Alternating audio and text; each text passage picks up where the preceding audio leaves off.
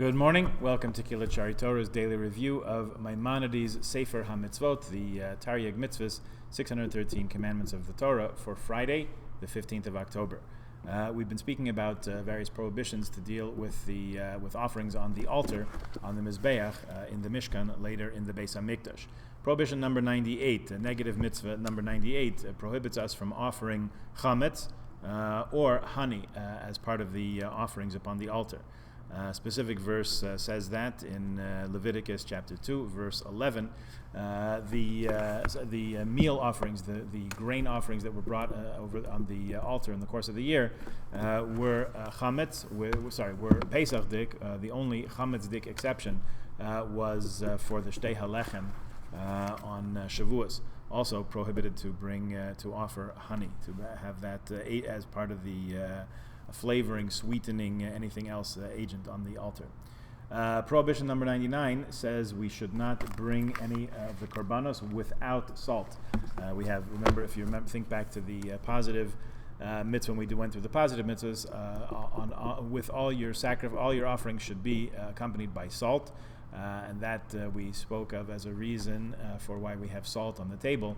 When we dip our bread, the table being representative or recollection, or even to fulfill a similar purpose as the altar did in the temple of Kapara.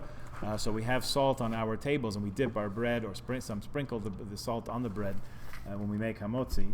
So that's to recall the order of the service of offerings of sacrifices in the temple, and we are prohibited actually from bringing sacrifices and bring any offerings without salt.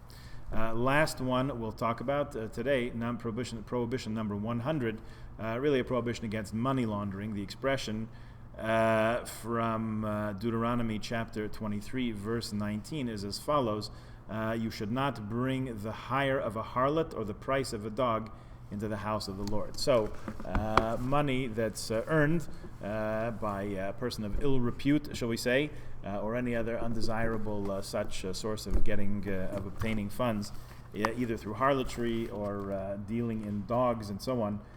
Tractate Tamura. There's an entire tractate in the Mishnah and the Gemara which goes into this at great length, and the note brings a reference to Shulchan Aruch Orach Chaim that says this also applies to synagogues, houses of study, and so on, meaning that funds which are of questionable provenance should not and must not be used to support our institutions of Torah learning and such. Okay, we'll leave it there for today. We'll remind ourselves that earliest candlelighting this afternoon, Friday candlelighting, earliest time to light candles, welcome in Shabbat is 5:24 p.m. Candlelighting is 6:15 this evening. If we were gathering for services in Shul, which we're not quite yet ready to do, but hopefully in the near future, it'll be at 6:20. So if you'd like to daven together from wherever we are, that would be the time to do it. Tomorrow morning, for those who pre-registered, if you haven't done so, please do so right away if there's still time. 10 o'clock tomorrow morning, and Shabbat concludes at 7:15 tomorrow afternoon. Please join us for Zoom Havdalah at 7:25 following that. Have a wonderful Shabbat, good Shabbos, and we will see each other soon.